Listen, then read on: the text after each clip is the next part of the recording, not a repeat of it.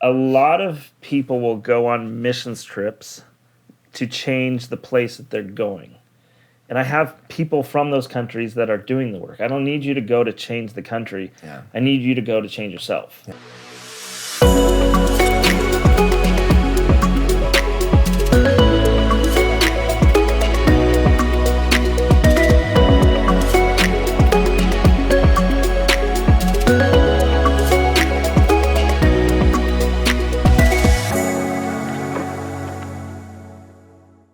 My name is Nathan Hughes, and we are here with Paul Gunther Jr.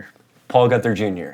Paul, I am excited to be here with you today because you have a lot of interesting stories about yourself, and I think that our church community would benefit from hearing more about who Paul is. And so that's really why we're here today. I want to say that I've been at The Grove for 7 years, and I've had an amazing opportunity to get to know you on a very personal level. And I've got some stories that probably won't make it on this podcast, but that's okay. But one of the things that I've heard over and over again and that I've experienced myself is your unofficial title here at The Grove. Unofficial. Yeah, you have an unofficial title here So at The Grove. I didn't come up with it, but after a trip to Haiti, they gave me a cup, and it had a picture of me standing on top of a mountain, and underneath it, it said, Paul Gunther Jr., Pastor of Adventures. Pastor of Adventures. Pastor of Adventures. So I wanted to ask you, how do you think, or why do you think they came up with that title for you? The way we do or have done mission trips traditionally here at the Grove, it's not your stereotypical just gone for a week, go paint a house, come back. It's more of really looking at how are you entering into almost a never-ending adventure and partnering with the people in the community. So it's a group of people coming in and serving over and over and over in these same communities. And you should come, when you go on an adventure, you come back wrecked and filled with joy and with stories and with relationships. And so that's, for me, when you go to a foreign country or when you serve locally, when you go and serve, it's an adventure. Yeah. One of the things that I think that we have a tendency to get stuck in is kind of our routine, and we get comfortable. And one of the things that I think happens when we choose to go and to serve is that we really do get shaken awake out of our sleep, and we enter into an adventure. And what I've loved about my trips with you, I've been on trips with you many times overseas, there's times where I feel like I'm about to die and this is absolutely insane, and those are memories for a lifetime. Yeah. But then there's also days where we're working so hard connecting with people in a different culture and context and setting than I've ever been in. And to me, that is invigorating, and it wakes me up to a new reality and have a new perspective. And it really does feel like I'm on an adventure. How is it when people come back and enter back into our world and our reality, and that we have that pull to go back into our comfort? How do you think we fight against that? Well, for me, hopefully, you come back a little wrecked. Yeah. That's the whole point behind it. Yeah. A lot of people will go on missions trips to change the place that they're going. And I have people from those countries that are doing the work. I don't need you to go to change the country. Yeah. I need you to go to change yourself. Yeah. And just growing up overseas, the amount of countries I've been to, one of my life purposes is to bring people like you and to show you places like Haiti or Malawi, and to show you the absolute destruction in these places, but also to show you the beauty. And so you're coming home with this dilemma on how do you live differently. Yeah. And so I think that's one of the things that's made the Grove unique, is not the places we go, but the amount of people that we've brought over and over and over. It's changed the culture of who we are here at the Grove. I want to back up for a bit, and I want to talk about the way that you grew up, because that is obviously heavily influenced the way that you live your life today. And you have a very unique story about how you grew up, where you grew up, and the places that you've lived and experienced. Can you share a little bit about that? I mean, the way I tell my story is we lived on an island in the Puget Sound, Bainbridge Island, Washington. Behind my house was 400 or 500 acres, and as a kid, my memories are all through elementary school of coming into the house and then leaving and being in the woods for hours. And endless adventure. And I asked my mom the other day, I was like, is that really what my childhood was like? She said, yeah, you'd come through about every 2 hours, get a sandwich, and then leave and go in the woods. So that kind of shaped my desire for adventure. Before my 6th grade year, we moved as a family to Bangkok, Thailand. And a week after we were in Bangkok, Thailand, I was sent to boarding school in Penang, Malaysia. So picture Lord of the Flies, and as a junior hire, you have to fit in or to figure it out quickly. So my junior high years, which they say for boys specifically, that's kind of when you come into who you are and you figure out life. I was on a boarding school on the beach with a jungle next to us, playing war in the World War II bunkers every day after school, and again, adventure. And through that point, then going with my parents to leper colonies, going into Myanmar up the river illegally into some of these places, then traveling through India and Europe, and then in high school coming back to the United States and just really being wrecked on the world that I've seen, and now coming back to a place where I felt like everybody had a blanket over their head and was completely unaware of everything that was happening outside of America. Yeah. And that was hard. So going from Penang, Malaysia, Bangkok, Thailand, and then moving to Kalispell, Montana in the middle of the Rocky Mountains does something to you. Yeah. This is where I think the potential for you to be misunderstood is probably at its highest or at its greatest. Because even in my conversations with you, you grew up as a missionary kid overseas, and you've told me that you've experienced when missionaries would come over and they would preach the gospel, and you had friends that would raise their hand. Not missionaries, when Americans would come over, not even missionaries. Americans would come over to the mission field where you were, and they would preach the gospel, and they would try to get as many hands raised as possible. And their intentions are good, right? But you said you saw over and over and over again how your same friends would continue to be saved 1,000 times.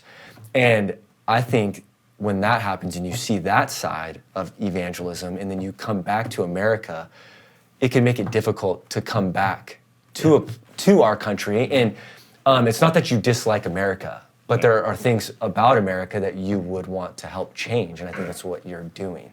Yeah, for me, like I tell people when they go on trips, don't ever apologize for where you were born. The fact that we were born in America is one of the greatest countries in the world with unlimited amounts of freedoms.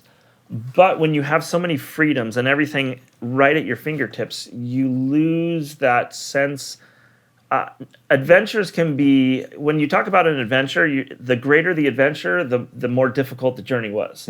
So the greatest adventure was this unbelievably difficult period in your life. And we just have this tendency to kind of float through life here in our first culture world. My friend, and I didn't realize his name was bad till years later, not bad, but weird. His name was Gopu.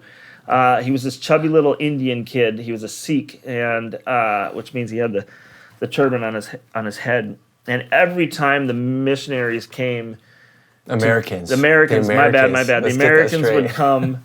They would do the altar call. If you want to know Jesus as your Savior, raise your hand. And Gopu would always raise his hand.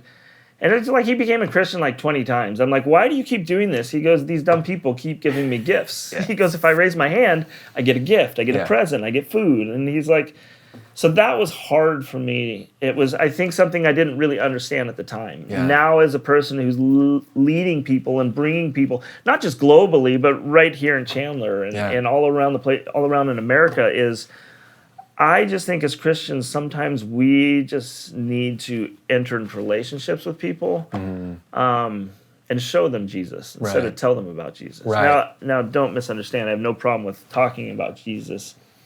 That just shaped me as a kid. Totally. And I think this is what is so important too, because you and I have had conversations about this before too. Preaching the gospel is important. You come from an experience where you saw the gospel preached over and over and over again, and just simply the preaching of it wasn't making as big of a difference as like the full picture of preaching it and living it can. I mean, that's for me why we go back to the same places over and over and over again. So I've been to Malawi, 20 times, and know the people by name in these villages. And so when I stand up to speak, they know me. They know my heart. They know the teams. They know the people I bring.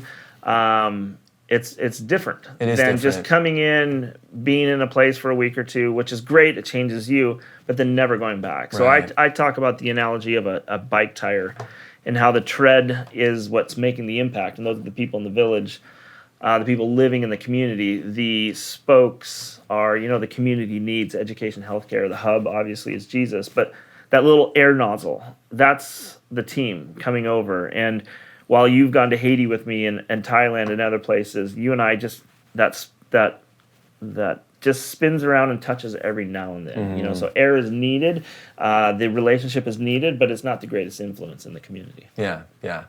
I've had pastors tell me, well, if you're going and you're doing mission work and you're only just handing out a water bottle, you're sending people less thirsty, but to hell. You've got to preach the gospel. And I'm always like, dude, yes, you do have to preach the gospel, but we are also called to like literally be a physical representation of Jesus too. And it's a both and, it's not an either or in my opinion. Some people will say, whereas I think you would love this quote, preach the gospel and when necessary use words. Right, and that's where culture pushes back, where they're saying, you're afraid. That's this whole clash with Christianity right now. And I welcome the argument, but if you're going to argue with me in regards to that, you need to travel with me. Totally. So if I have a couple people that I talk to that have never left America, and they argue with me about how we're doing things. And my response is I won't even enter the conversation with you until I take you into the slums around the world. And if you want to talk about preaching the gospel, who are they going to listen to? Somebody from America or somebody who looks just like them and is from the same slum or the same village or the same... So I'm in Malawi 1 or 2 times a year before COVID. Blessings, our country director, is in the village 3 to 4 times a week. Our interns are there 3 to 4 times a week. The relationship is with them, not with me.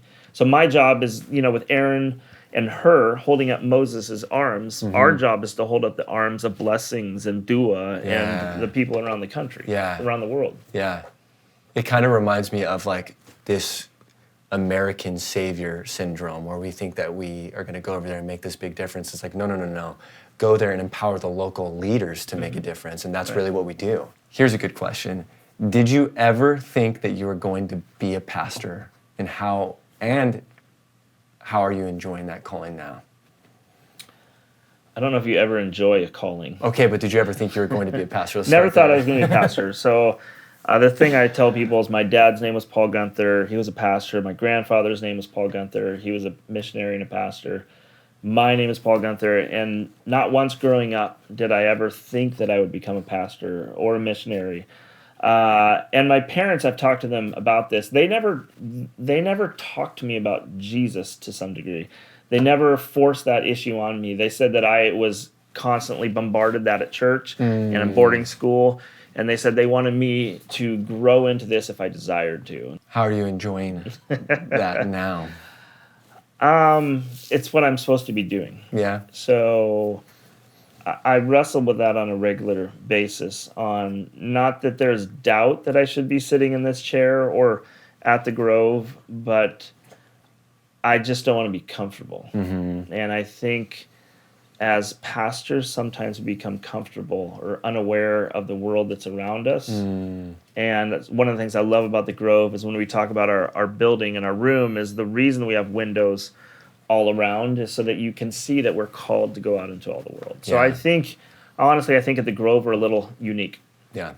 I asked you one time, and I want to see if your response is still the same. You don't remember your response, I know you don't. But I asked you, what breaks your heart?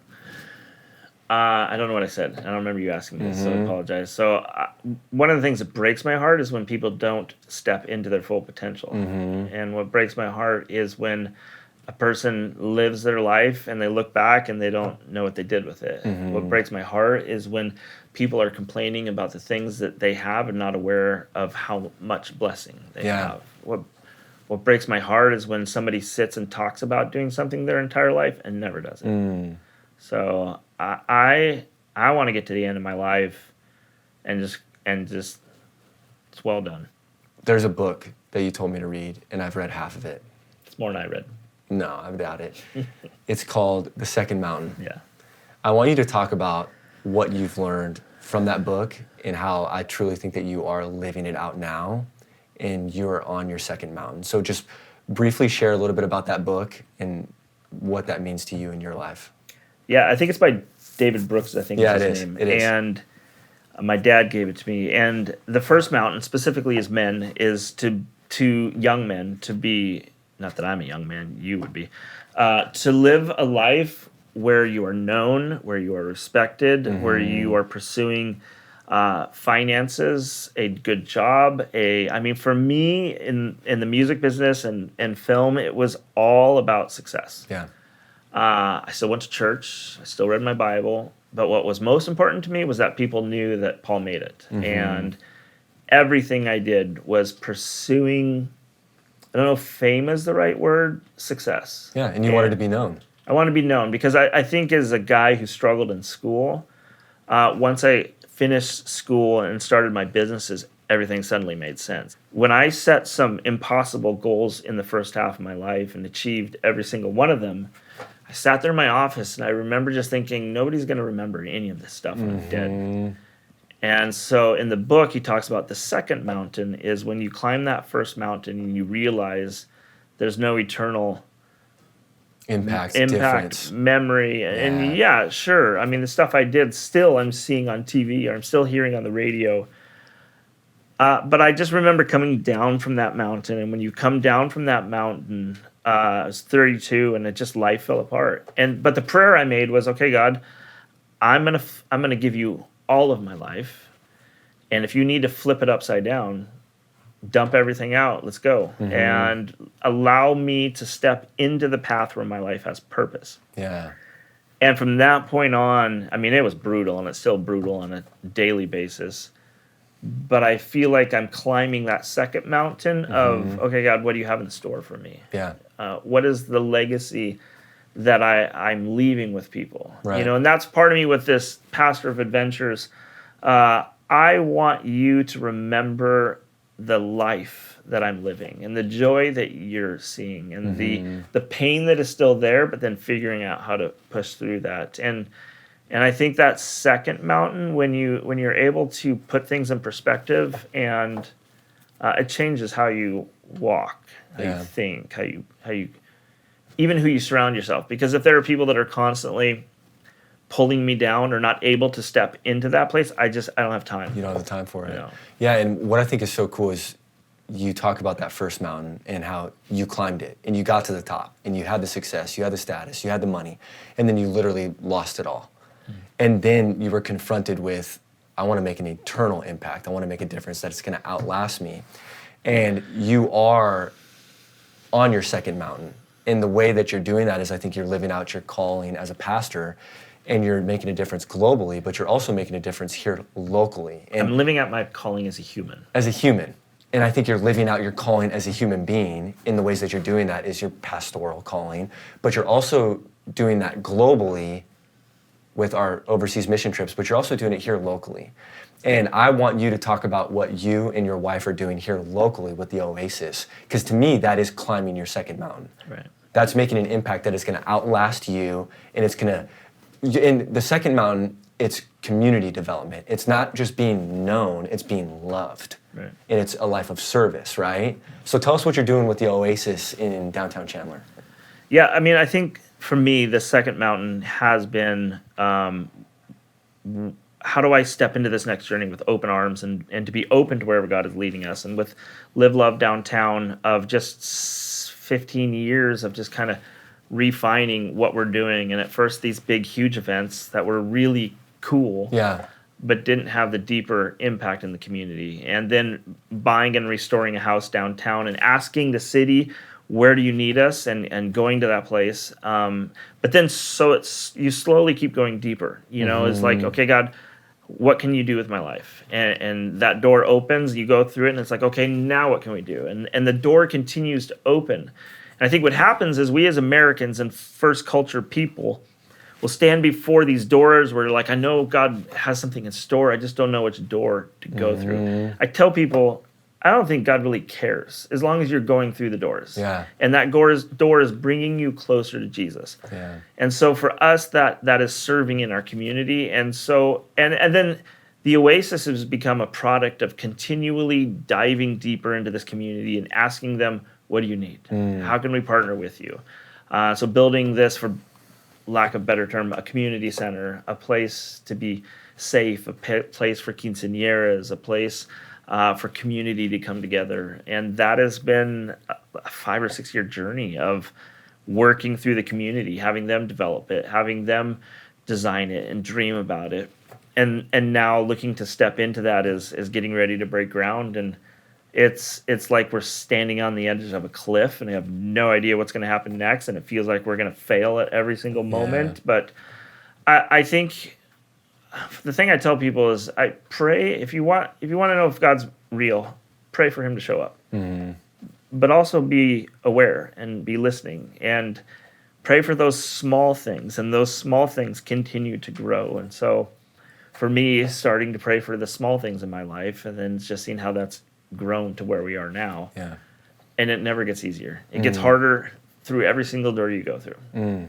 Well, I have spent time in downtown Chandler, and the Oasis, I feel like, is something that the community needs, and it makes sense that you've been partnering with the community and asked them, what do you need?